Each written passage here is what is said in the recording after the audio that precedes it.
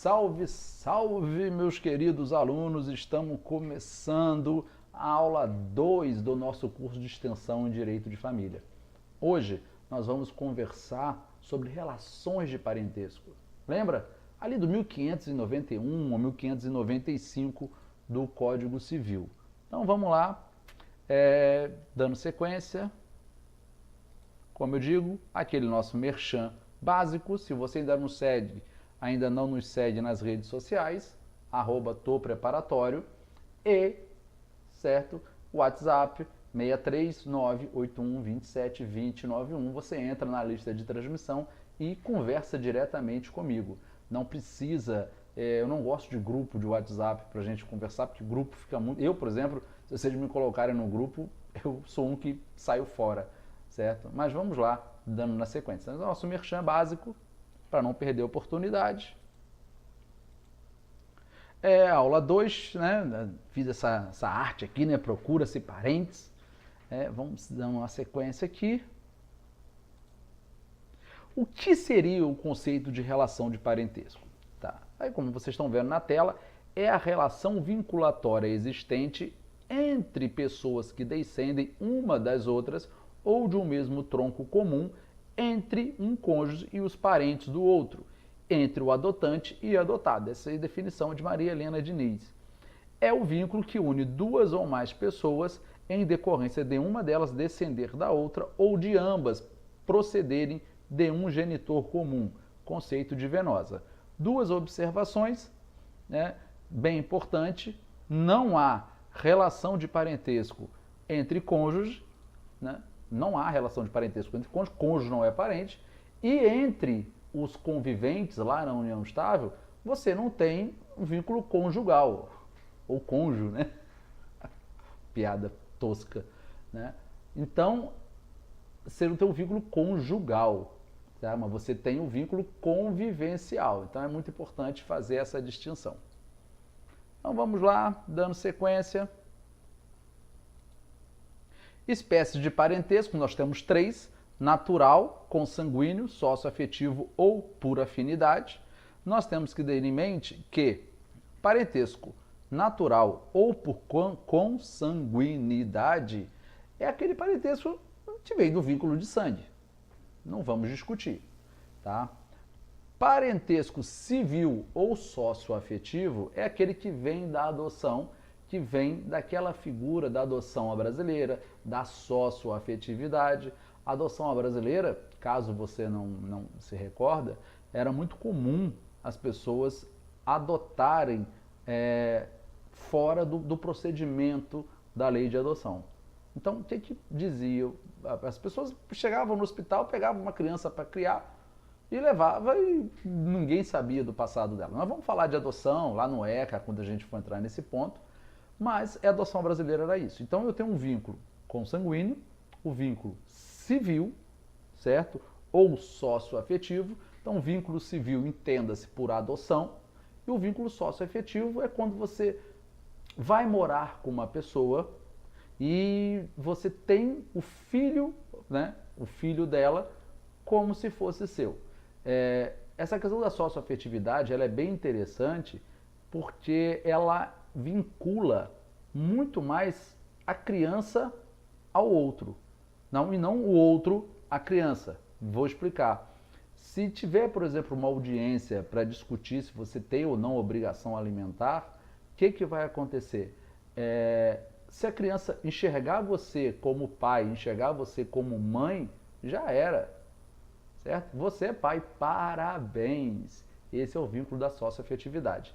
E o vínculo que está aqui, né, pela afinidade, né, ou afim, vamos lá, aqui, é o vínculo criado pelo casamento ou pela união estável que liga os parentes de um cônjuge ou companheiro ao outro cônjuge ou companheiro. Sogra não é parente, nós vamos ver aqui, mas você tem um vínculo de afinidade.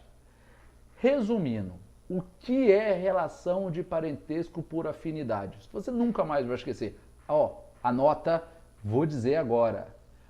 Parentesco por afinidade é todos aqueles parentes que você não estava a fim de ter, mas acabou tendo em relação do vínculo conjugal ou convivencial. Então, parentesco por afinidade são todos aqueles que você não estava a fim de ter, mas acabou tendo pelo vínculo conjugal ou convivencial. Dando sequência, a sogra é para sempre, porque essa questão a gente tem essa discussão, muitos alunos me indagam, né? Por que a sogra é para sempre? Por uma questão simples. Você, nós vamos ver aqui na relação de parentesco, tudo bonitinho. Você, quando se relaciona com alguém, como o seu cônjuge, nós vimos lá, ele não é seu parente, na árvore genealógica, vamos colocar assim, você entra na mesma posição dele. É bíblico, né? Serão uma só carne, um só espírito. Então, como você entra nessa mesma posição, e a lei fala que os vínculos, as relações de parentesco entre ascendentes e descendentes não desaparecem com o fim da união, como você entra na mesma escala, na mesma posição do seu cônjuge, certo? Então, quando você dissolve essa união ou esse casamento, você entra na mesma posição. Então, como você entra na mesma posição, dissolveu, a lei fala que uma vez que uniu, não separa esse vínculo fictício, então você não pode se casar com a sua sogra ou com seu sogro, porque você passa a ser, dentro daquela árvore genealógica, filho, descendente dessa pessoa. Então, como é vedado o casamento entre ascendente e descendente, logo, por isso que você não pode se casar com a sua sogra. Vamos lá. Linha de parentesco, eu tenho duas linhas de parentesco, pela linha materna e pela linha paterna, né? Linhas de parentesco são previstas, como eu estava dizendo, no Código Civil. Você tem a linha reta, que é a linha que une ascendente e descendente, é infinita a relação de parentesco, como eu acabei de dizer, e na linha colateral ou transversal é a linha que une os parentes que não descendem um do outro, mas vêm de um tronco comum, tem limitação de grau, né? Então vamos lá. Aqui tem um exemplo clássico, né, da relação prevista no Código Civil, 1591, Abel, Tim, João, Juninho. Então você pode ver a linha aqui, que ela sobe nos dois sentidos. Na linha colateral você tem Abel aqui, se casa com Flor, tem Tim e Tom, são irmãos, mas são irmãos em primeiro, segundo grau. João, Tim tem um filho, João, e Tom tem um filho, uma filha, Carol. Então, João é parente de Carol em 1, 2, 3, quarto grau. Então, primo é sempre parente colateral em quarto grau. Então, primo primeiro, primo segundo, primo terceiro, principalmente para quem é do norte, nordeste, sabe do que eu estou dizendo, tem essa questão. Não existe. Então, vamos lá, dando sequência. Os graus, na linha reta não há limitação de graus, na linha colateral o limite é o quarto grau, 1592. Todas as espécies de parentesco podem se dividir em linhas e graus. Contagem de graus em parentesco, na linha reta conta-se pelo número de gerações, 1594, e na linha colateral também se conta pelo número de gerações. Então, linhas de parentesco, vamos lá, grau é a distância entre as gerações, e geração é a relação entre gerador e gerado. Primeiro grau, vamos lá. Segundo grau, vamos lá. Terceiro grau. Na linha colateral, como eu disse, primeiro, segundo, terceiro e quarto grau. Certo? Na linha reta, avô, pai, filho, neto, bisneto é infinito. Avô, mãe, filho, bisneto é infinito. Na linha colateral, de primeiro grau, como eu fiz aquela observação, irmãos são sempre de segundo grau. Nós temos aqui os irmãos germanos ou irmãos unilaterais. O que são irmãos germanos? São aquelas pessoas que descendem do mesmo tronco. Por exemplo, eu tenho duas irmãs, tá? Elas são duas irmãs, é óbvio, vêm do mesmo tronco, sendo que uma é por filiação biológica e Priscila é pela relação civil. A minha irmã Priscila ela é adotada.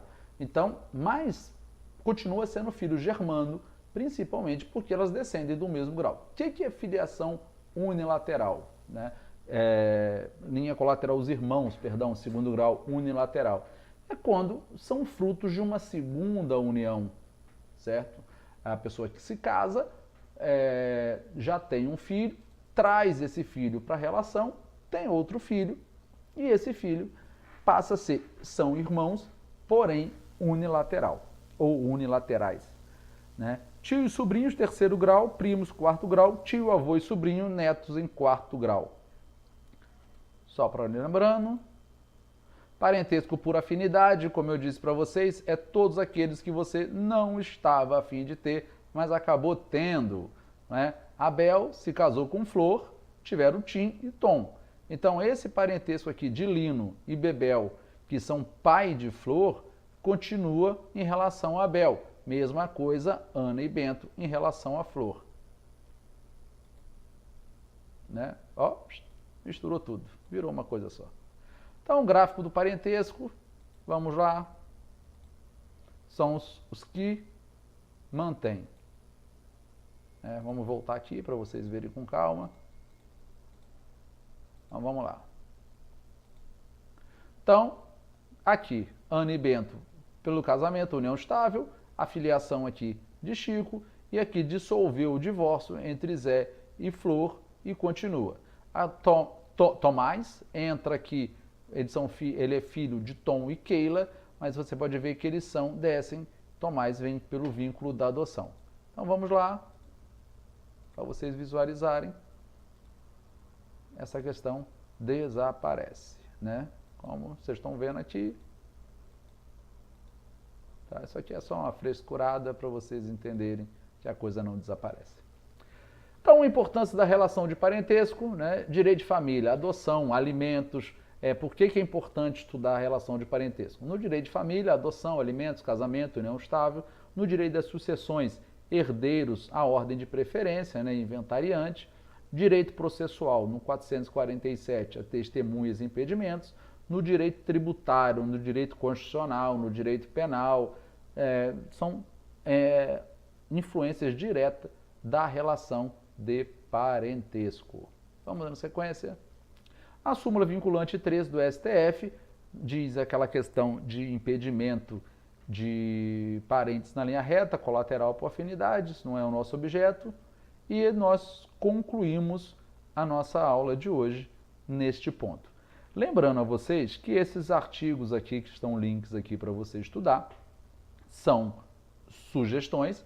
Essas sugestões já estão lá no site, já estão no anexo dessa aula 2.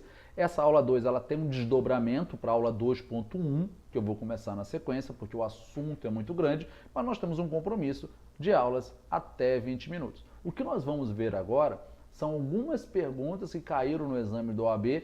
Lá no nosso site, lá no curso que você adquiriu, tem um quiz para você partir para a sequência, para a aula 3, mas é importante. Então, vamos só rever nesse vídeo essas questões que caíram no exame da ordem. Vamos lá, vai aqui. Caiu na OAB em 2012. Rejane, solteira, com 16 anos de idade, órfão, de mãe e devidamente autorizada por seu pai, casa-se com Jarbas, filho de sua tia materna, sendo ele solteiro e capaz com 23 anos de idade. A respeito do casamento realizado, é correto afirmar que, veja bem, nós temos aqui a Rejane com 16 anos, então ela já estava na idade núbil, certo? Veja bem, órfã, a mãe de Rejane não existia no momento do casamento, né? Dela com quem mesmo? Com quem que ela casou? Com Jarbas, né? Então, não existia a mãe de Rejane.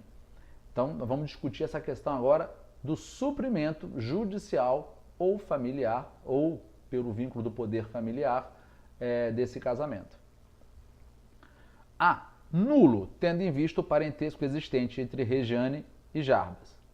Gente, nulo. Eles são devidamente autorizados por seu pai, casa com Jarbas, filho de sua tia. Faz aquela escadinha na hora de fazer a prova. 1, 2, 3. B. Anulável, tendo em vista que, por ser órfão, Regiane deveria obter autorização judicial a fim de suprir o consentimento materno. C. Válido. E D. Anulável, tendo em vista o parentesco existente entre Regiane e Jarbas. Veja bem, a A e a D, o examinador está tentando te pegar entre nulo e anulável. Tá? Nulo nunca existiu, anulável depende de provocação, certo? Na alternativa B, diz que faltou o suprimento judicial porque a mãe faltou a assinatura da mãe. Gente, está aqui órfã. Órfã quer dizer que não existe pai ou mãe naquele momento. Né? Não é a ausência de pai ou mãe no registro, é você comprovar que aquela pessoa não existe em razão de falecimento. Tá? Então, olha a pegadinha. E o examinador vem na alternativa C com uma palavra, válido.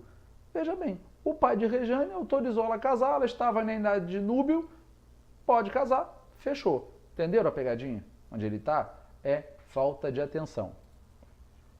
Vamos lá, mais uma. Constitui impedimento matrimonial dirimente circunstância que envolva, olha só, constitui impedimento. O que é isso? Impedimento dirimente, está na lei. Eu não posso, certo? Circunstância que envolva a pessoa divorciada enquanto não houver sido homologada ou decidida a partilha de bens. Gente, o divórcio não decidido é causa suspensiva e não impeditiva, porque ela pode simplesmente fazer a ressalva no termo de casamento. B. Parentesco por afinidade em linha reta, ainda que já dissolvido o casamento que originou a afinidade, certo? Como nós falamos, parente por afinidade não desaparece com o fim do casamento. Então, essa é a correta. Você está vendo aqui embaixo. Mas vamos ver por que a C e a D estão erradas. C. O viúvo ou viúva que tiver filho do cônjuge falecido enquanto não fizer o inventário dos bens do casal e der partilha aos herdeiros.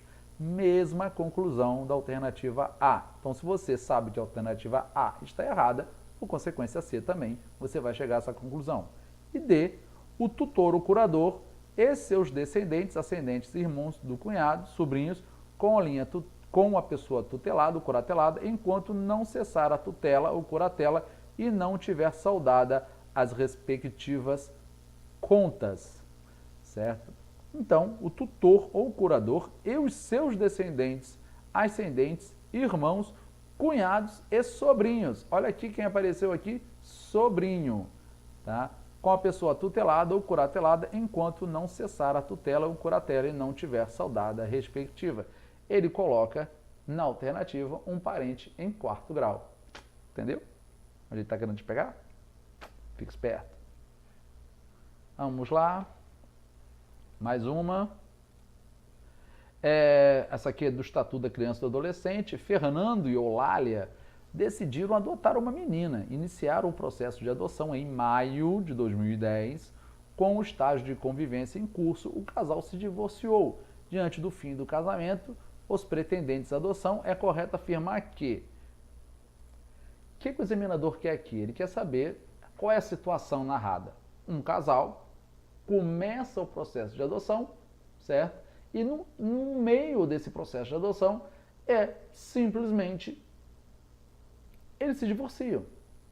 Tá? Aqui, a resposta vocês vão encontrar no vínculo da afinidade, certo? É o vínculo civil, que vocês viram, mas é o vínculo da afinidade que importa. Vamos ver o que ele fala? A adoção deverá ser suspensa e outro casal adotará a menor segundo o princípio do melhor interesse da criança, pois a adoção é medida geradora de vínculo familiar. Gente, não é tão simples assim, é só usar pela exclusão, né? Não é um processo em que eu estou mudando o polo passivo ou polo ativo da ação, certo? Vamos lá, alternativa B, a adoção poderá prosseguir contando que o casal opte pela guarda compartilhada no acordo de divórcio, mesmo que o estágio de convivência não tenha iniciado na constância do período de convivência. Aí vem aquela questão, tá? Olha aqui, tá certinho, aí no final fala, o estágio não tenha começado, não é isso que diz a lei. A adoção será deferida contando, tá errado aqui, que o casal concorde ou acorde sobre a guarda, regime de visitas, desde que o estágio de convivência tenha sido iniciado na constância do período de convivência e que seja comprovada a existência do vínculo de afinidade e afetividade daquele que não seja detentor da guarda e que justifique a excepcionalidade da concessão. E D, a lei não prevê tal hipótese, pois em desacordo com os ditames constitucionais da paternidade responsável. Nada a ver. Então vocês viram que nesse caso a resposta mais completa era a alternativa C. Mas aonde está o pulo do gato aqui? É você identificar que houve a relação de parentesco, começou dentro do casamento, porque é o seguinte, eu me divorcio da minha esposa, eu vou lá e quero adotar uma criança, tá? Ela já vai vir por um lar, em tese, dissolvido, né? Então, eu já vou discutir, então nesse caso, quando se vai adotar separados, a lei tem entendido como adoção unilateral. Isso tem mudado com o tempo, a interpretação. Mas o que está na lei, nós temos que analisar isso, é o que está na lei. Então, começou o período de convivência, eu vou adotar essa criança. Tá? O processo continua, não é suspenso. Vamos lá, mais uma. Estamos terminando, tá? Já estou avisando para vocês. Esse aqui acho que é o último slide. Em 2018, Juliano, governador do estado X, casa-se com Mariana, deputada federal eleita pelo estado Y, a qual já possuía uma filha chamada Letícia, advinda de outro relacionamento pretérito. Na vigência do vínculo conjugal, enquanto Juliana e Mariana estão no exercício de seus mandatos, Letícia manifesta o interesse em também ingressar na vida política, candidatando-se ao cargo de deputada estadual, cujas eleições estão marcadas para o mesmo ano em que completa 23 anos de idade.